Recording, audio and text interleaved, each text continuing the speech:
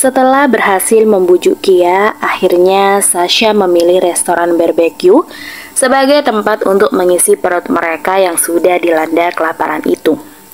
Meskipun sudah lewat jam makan siang tentunya.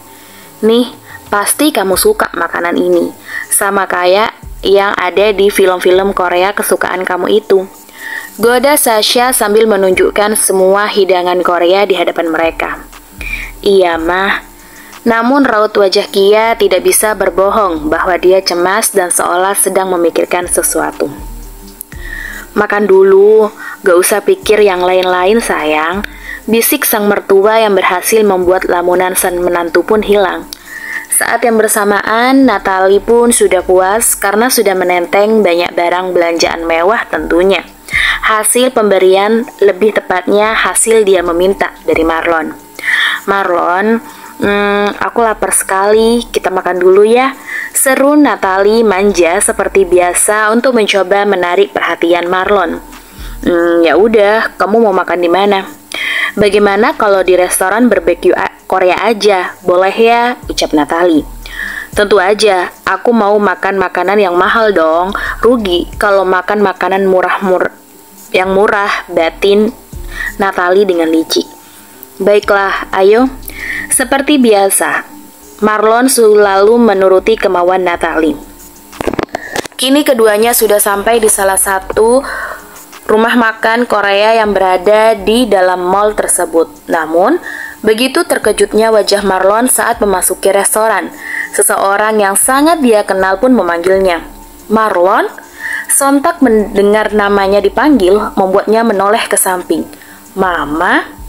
Sasha begitu tajam menatap Marlon juga Natalie yang dengan mesra terus memegang tangan Marlon. Belum lagi, di tangan yang satunya penuh belanjaan dari brand ternama. Sementara Kia setelah melihat Marlon dan Natalie, dia memilih terus menundukkan kepalanya di sebelah Sasha. Sasha pun berbalik menatap Kia. Apa ini alasan kenapa dia ingin cepat-cepat pulang tadi? Batin Sasha. Marlon pun menghampiri meja sang ibu berada, diikuti oleh Natalie di belakangnya. Mama di sini? Tanya Marlon. Iya, Mama justru mau tanya itu ke kamu sayang. Kok bisa kamu di sini? Sindir halus sang ibu. Ma, Kia permisi ke belakang dulu mau cuci tangan, ucap Kia. Dia merasa berada di situasi yang membingungkan. Iya sayang. Sementara Marlon menatap kepergian istrinya. Halo Natalie, lama ya tidak bertemu, sapa Sasha. Halo tante, balas Natalie kikuk. Wah, kamu belanja banyak juga ya, sindir Sasha langsung kepada Natalie. Ayo duduklah, gabung sama kita makan. Ah, tidak usah tante, Natalie masih ada urusan, jadi Natalie pulang duluan ya tante, balasnya. Marlon, aku pamit ya, ucap Natalie. Hati-hati, seru Marlon dengan datar. Hati-hati Natalie, ucap Sasha.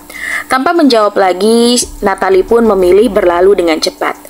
Marlon tanpa sungkan mengambil bangku di depan bangku Kia. Marlon, apa sebelum kita bertemu di sini, apa Kia sudah melihatmu tadi? Tanya sang ibu penuh selidik. Maksud Mama? Iya, apa sebelum bertemu di sini, apa Kia sudah melihatmu lebih dulu? Kenapa, Mah? Enggak, Mama heran aja. Tiba-tiba dia meminta cepat-cepat pulang. Maksudnya, dia ingin sekali bawa Mama keluar dari sini. Seru Sasha dengan mata elangnya. Oh, maafkan Kia kelamaan ya, Mah, seru Kia. Duduklah sayang, sekarang kita makan dulu ya, balas Sasha. Sementara Marlon terus menatap perempuan di depannya.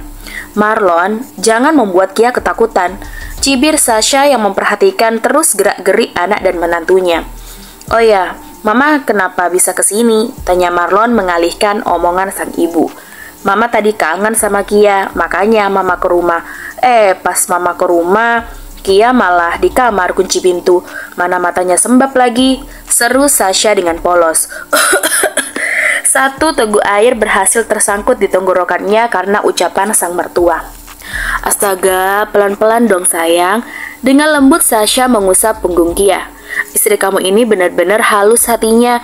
Nonton film Korea aja sampai nangis. Kalau Eza, dia mah biasa aja. Kembali seru Sasha. Tentunya dia ingin menceritakan apa yang terjadi pada Kia ke Marlon. Mama, kenapa Mama ngomong begitu sih? Batin Kia. Oh iya, apa kamu juga sering membawa istri kamu belanja, nak? Tanya Sasha. Apa mah?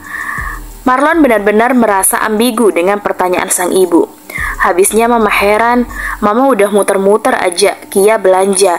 Dia malah pilih kesualayan dan beli itu semua. Tunjuk Sasha ke arah kereta belanjaan. Kamu tahu, itu buat anak-anak panti asuhan, katanya untuk perlengkapan kebutuhan mereka di panti. Ucap Sasha terus berbicara tentang fakta Kia. Kamu harus tahu tentang siapa istri kamu yang sebenarnya, Marlon, batin Sasha. Tatapan Marlon semakin menjadi-jadi kepada Kia, tatapan yang tidak bisa diartikan oleh siapapun juga selain Marlon. Ma, kita makan sekarang ya, ucap Kia. Dia berharap Sasha segera berhenti berbicara. Oh sayang, maafkan Mama ya. Baiklah, mari kita makan. Seru Sasha tersenyum penuh kemenangan. Sementara Kia dan Marlon tetap diam seribu bahasa. Aku percaya mereka berdua saling mencintai, tapi mereka bertahan dengan ego mereka masing-masing, batin Sasha. Tunggu sebentar, Mama akan menelpon teman, seru Sasha. Dia memilih untuk memberikan waktu bagi Kia dan Marlon. Ma, tapi Ma, protes Kia. Dia tidak ingin ditinggal berdua saja dengan Marlon. Mama ini benar-benar tega ya ninggalin aku, batin Kia. Suasana canggung dan kikuk di antara Marlon dan Kia benar-benar sangat terasa. Keduanya memilih untuk tetap diam. Bahkan mereka tetap diam sampai Sasha pun datang. Mereka berdua sepertinya harus aku kurung di hutan, pikir Sasha gemas sendiri. Kenapa pada diam? Ayo makan, ajak Sasha. Barulah mereka pun makan. Sasha memperhatikan cara makan sang menantu. Sepertinya enak juga begitu. Coba kamu buatkan untuk Mama, pintanya. Kia benar-benar pecinta drama Korea. Bahkan sampai cara makan orang Korea pun Kia hafal. Kia mengambil daun selada dan menaruh potongan daging asap yang sudah diberi bumbu dan ditambah dengan bawang putih bakar, lalu acar, kimchi, dan nasi merah sedikit. Lalu membungkusnya kembali dengan daun selada. Kia pun menyuapi sang mertua. Gimana, Ma? Enak sekali sayang, jawab Sasha. Sekarang buatkan untuk suami kamu juga dan suapi dia. Apa, Mah? Balas Kia.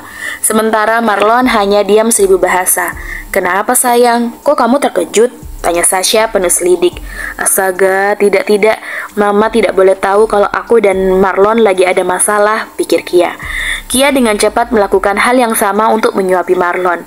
Ini, ucap Kia memberikan bungkusan sayur kepada Marlon. Loh, disuapin dong sayang, seru sang mertua. Tapi Mah, Marlon pun mencondongkan kepalanya dan menarik tangan Kia untuk menyuapinya. Melihat balasan itu, Kia pun menjadi berani dan menyuapi Marlon. Marlon benar-benar mirip sekali dengan Dava. Ego mereka berdua sama-sama besar. Untung saja mereka punya istri yang sabar seperti aku dan Kia, batin Sasha. Ma, panggil Kia dengan lembut. Iya, ada apa sayang? Tanya Sasha balik. Sudah malam mah, sebaiknya kita pulang ya, ucap Kia memberitahu sang mertua. Beruntung sekali suami kamu punya istri seperti kamu Kia. Sudah lembut, baik, dan tahu waktu lagi. Seru Sasha seraya mengeraskan suaranya. Dia benar-benar gemas dengan anak lelakinya itu. Ma, ayo pulang, ajak Kia lagi. Sejujurnya Kia merasa tidak nyaman karena di hadapannya sang suami selalu menatapnya. Ya udah, kita berpisah di sini aja. Kalian berdua langsung pulang ya. Papa akan jemput Mama di sini, ujar Sasha. Belum hilang rasa tidak nyamannya karena berhadapan langsung dengan Marlon. Kini Kia dihadapkan lagi oleh pilihan untuk pulang bersama sang suami. Itu artinya mereka akan kembali semobil atau berada di dalam mobil hanya berdua. Tapi Ma, kan Kia datang bareng Mama tadi. Jadi kita pulang sama-sama ya Ma, pinta Kia dengan wajah memohonnya. Marlon sadar jika Kia berusaha menghindarinya lagi. Biar lo antar Mama sekalian ya, ucapnya. Gak usah, kalian langsung pulang aja. Papa udah di jalan kok mau kesini, ucap Sasha. Oh sayang-sayangku, sampai kapan kalian harus saling menghindar seperti ini? Batin Sasha sedih. Kia naik taksi aja ya mah, karena mau antar ini ke panti asuhan dulu, biar Marlon langsung balik, dia kan capek mah. Seru Kia sebagai usaha terakhirnya. Namun bukannya menyetujuinya, Marlon justru menolaknya. Aku akan mengantarmu ke panti asuhan, lalu kita akan pulang. Apa? Gumam Kia refleks menatap Marlon. Senyum simpul pun mengembang di kedua sisi bibir Sasha. Bagus Marlon, Mama tahu nak, kamu juga menyukai Kia, batin Sasha. Enak aja kamu menyuruhku pulang, sementara kamu nanti bisa berduaan dengan lelaki itu di sana, pikir Marlon. Merasa tidak punya dalih untuk menolak lagi, akhirnya Kia menerima takdirnya untuk ikut pulang bersama Marlon. Hubungan keduanya yang semakin dingin tentu membuat jarak di antara mereka kembali renggang. Bahkan sepanjang perjalanan menuju ke panti asuhan pun keduanya masih diam, bertahan dengan ego mereka masing-masing. Kesunyian tampak jelas terasa di dalam mobil. Satu panggilan telepon berdering masuk di ponsel Marlon. Marlon bisa menggunakan wireless Bluetooth yang langsung terkoneksi ke mobilnya tanpa harus memegang ponselnya. Natali, batin Marlon. Dia pun menekan tombol aktif untuk bicara dengan lawan bicara di seberang telepon. Iya Natali, ucap Marlon.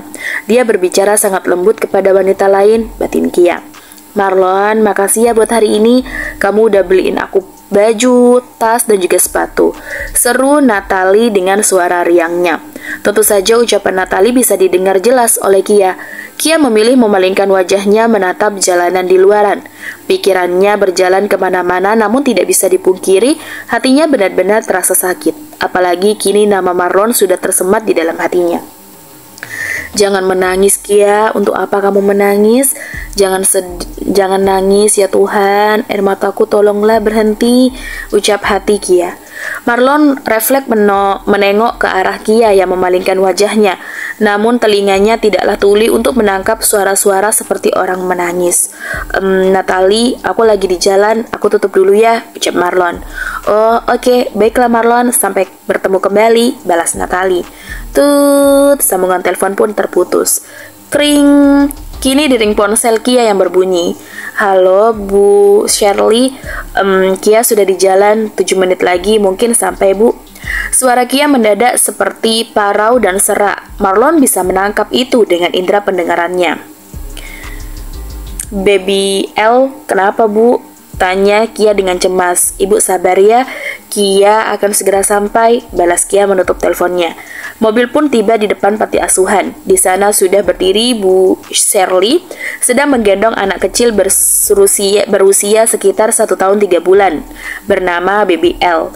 Di samping Bu Shirley ada juga beberapa pengasuh panti asuhan. Kia langsung membuka pintu mobilnya dan mengecek keadaan balita kecil yang digendong oleh Bu Shirley. Baby L, kenapa Bu? Badannya panas tinggi Kia, sudah ibu kasih obat, tapi panasnya belum juga turun, seru Bu Shirley dengan cemas. Marlon pun ikut turun dan menghampiri sang istri. Selamat malam. Oh malam Pak, jawab Bu Shirley. Ibu ikut Kia, lirih Bu Shirley. Ada apa Bu? Tanya Marlon. Ini Pak, Baby L badannya panas tinggi, tadi sempat kejang Pak. Mendengar dan melihat raut wajah cemas di wajah Bu Shirley, Marlon pun memutuskan untuk membawa Baby L ke dokter. Kita bawa ke dokter aja, serunya. Apakah boleh? Bawa dia ke dalam mobil, kita harus segera membawanya ke dokter, potong Marlon. Namun saat Bu Shirley akan ikut masuk, seorang petugas panti berlarian keluar. Bu Shirley, Koko nangis terus, dia panggil-panggilin nama Bu Shirley dari tadi, ucapnya. Astaga, lalu bagaimana ini? Bu Shirley bingung. Di satu sisi dia harus membawa salah satu anak panti asuhan, tapi di sisi lain cucunya menangis mencarinya. Ibu lihat Koko aja, biar Kia yang membawa Baby L. Keputusan pun sudah diambil. Bu Shirley menyerahkan Baby L kepada Kia dan Marlon. Rencana awal mereka akan ke dokter dibatalkan dan diganti dengan membawa Baby L ke rumah sakit.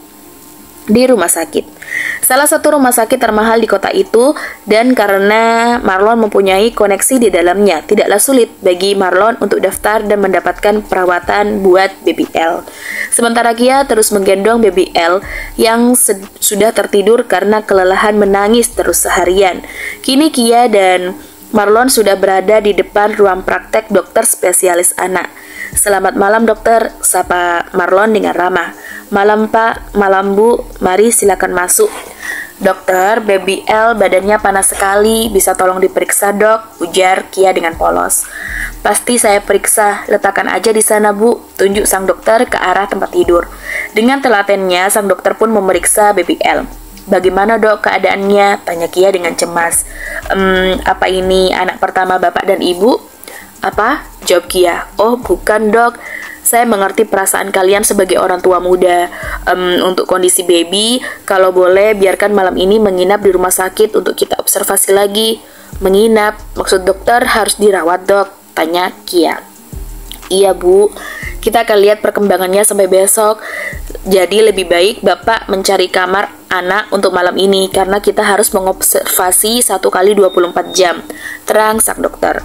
Tapi dok, baik dokter, tolong bantu urus, nanti saya akan selesaikan pendaftaran dan lain-lainnya, jawab Marlon. Kia bisa bernafas dengan lega sekarang karena baby L sudah mendapatkan penanganan dari dokter. Bahkan Marlon sudah membayar kamar VVIP untuk baby L bermalam. Sebuah kamar besar dengan ranjang baby dan extra bed, serta sofa yang cukup empuk dan dilengkapi kulkas dan TV di dalamnya. "Syukurlah demamnya perlahan-lahan sudah turun," ucap Kia mengecek dahi baby L yang tertidur pulas. "Istirahatlah," ujar Marlon. Aku tidak apa-apa. Terima kasih ya bantuannya," seru Kia dengan tulus. "Lebih baik kamu pulang aja, besok kan kamu harus bekerja." "Apa kamu mengusirku?" tanya Marlon. "Aku tidak mengusirmu," balas Kia. "Kamu selalu mengusirku. Apa kamu tidak suka aku ada di sini? Atau kamu mengharapkan yang lain ada di sini?" sindir Marlon dengan sinis. Rasanya emosi Kia benar-benar terkuras baik fisik, batin, dan jiwanya. Dia benar-benar lelah. Ucapan Marlon mematik emosi di hati Kia. Dia sangat sedih mendengar perkataan sang suami. Kamu kenapa selalu berpikiran negatif kepadaku, ha? Aku tidak pernah berniat mengusirmu. Kenapa kamu selalu berpikiran buruk kepadaku, Marlon?" Tanpa sadar, tangisannya pun pecah. Jelas saja, Marlon menjadi panik mendengar tangisan Kia. "Aku capek, Marlon. Kamu bisa berbuat baik kepada wanita lain, tapi kenapa kamu selalu memusuhiku? Apa salahku, Marlon?" Hati Marlon mendadak sakit mendengar tangisan Kia. Dia pun bergegas menghampiri Kia. Baby L ikut terbangun dan menangis. "Cup, sayang, maafin Anti ya, udah ganggu tidur kamu," ucap Kia seraya menggendong baby L. Marlon pun memegang pundak Kia, namun Kia menepisnya. Marlon terus memperhatikan cara Kia menjaga dan merawat baby L. Dari sofa, mata Marlon terus memperhatikan Kia yang dengan tulus menjaga baby L. Setelah baby L tertidur kembali, Kia lalu meletakkan baby L kembali ke tempat tidurnya. "Istirahatlah," ujar Marlon. Meskipun berada dalam satu sofa, namun Kia memalingkan sebagian tubuhnya dari sisi Marlon. Mereka pun tertidur bergantian. Menjaga baby L malam itu layaknya sepasang orang tua yang menjaga buah hati mereka.